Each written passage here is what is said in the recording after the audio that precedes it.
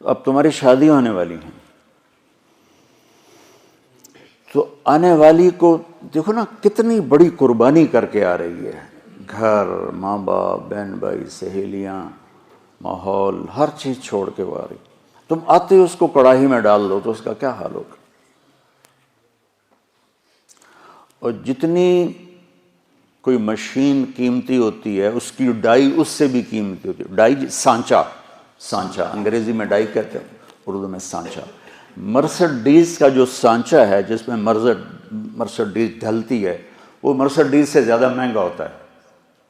اس پہ کوئی ذرا بھی خراش آ جائے نا اس کو تبدیل کر دیتے ہیں، نیا لگاتے ہیں. یہ جو 2-3 سال ایک ہی ماڈل چلتا ہے کہ نیا ماڈل لانے کے لیے کروڑوں ڈالر پھر خرچ کرنے پڑتے ہیں کہ نئی ڈائی بنانی ہوتی ہے، نیا سانچہ بنانا ہوتا ہے. اس لیے 3 سال ایک ہی ماڈل چلتا ہے. تو دنیا کی سب سے قیمتی مشین انسان ہے جس کا سانچہ ماں ہے، جس کی ڈائی ماں ہے. مرسڈیز کے سانچے پر خراش پڑے تو بدل دیتے ہیں، اور ماں بن گئی ہے بچی اور اس کے پیٹ میں بچہ ہے. سسر اس کو ڈانٹ رہا ہے، ساس اس کو ڈانٹ رہی ہے، نندیں اس کو ڈانٹ رہی ہیں، دیور اس کو ڈانٹ رہے ہیں، خامد اس کو ڈانٹ رہا ہے. تو ڈائی اندر میں تو پرزے ہو گئی نا.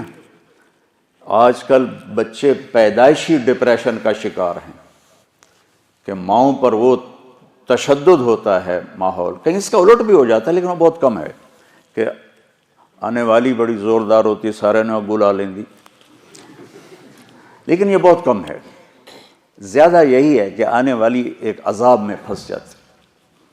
تو اس لیے میں نے کہا بیٹا ہمارا دین ہمیں کہتا ہے کہ لڑکا بھی گھر چھوڑے لڑکی بھی گھر چھوڑے اور اپنا الگ گھر بسائیں تاکہ 2 کے مسائل ہوں.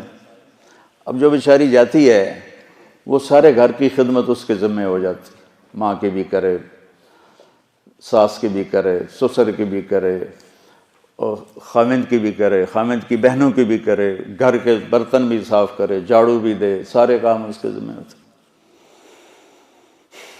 میں تمہیں پہلے بھی کئی دفعہ سنا چکا ہوں کہ اللہ تعالیٰ نے یہ ماحول کیسے آنکھوں پہ پٹی باندھ دیتا ہے.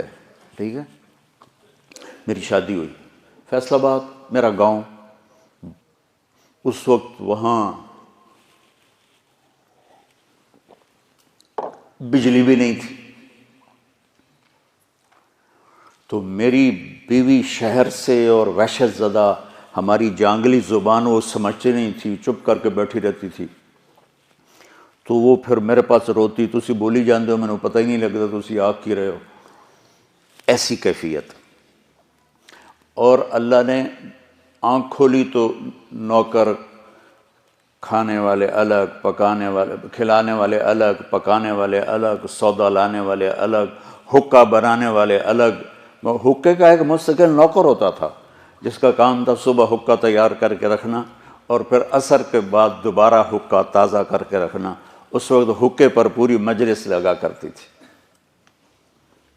تو میں نے اپنی ماں کو کبھی نہیں دیکھا کہ میری ماں کو اچھا پکانا بھی نہیں آتا تھا اور روٹی گول نہیں بنا سکتی تھی چونکہ سارا کام تو نوکرانیاں کرتی تھیں.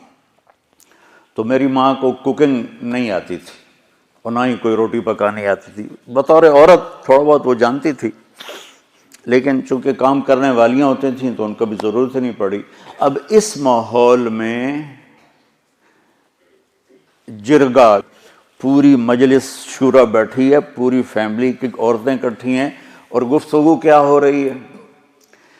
تیری ماں تا چولہے تے سڑدی پئی ہوندی ہے تے بیگم تیری ٹھک تے پیڑے تے بیٹھی ہوندی، ٹھک تے منجی تے بیٹھی ہوندی. اور میں ہنس پڑا.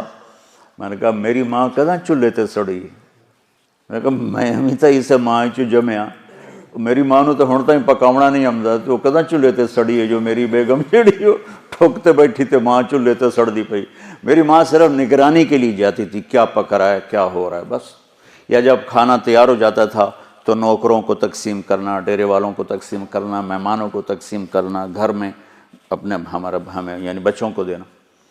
یہ ماحول ہے کہ سب کچھ ہوتے ہوئے بھی ڈیمانڈ ہے کہ اے بھی جھاڑو پکڑ کے شروع ہو جائے. تو دیکھو بیٹا، ایک منفی مزاج ہوتا ہے، جو ممبر پہ بیٹھے تو منفی ہوگا، جو گھر میں جائے گا تو ہوگا، جس جگہ جائے گا وہ الٹا ہی ہوگا. تو میں تمہیں اس سے نکالنا چاہتا ہوں کسی طرح.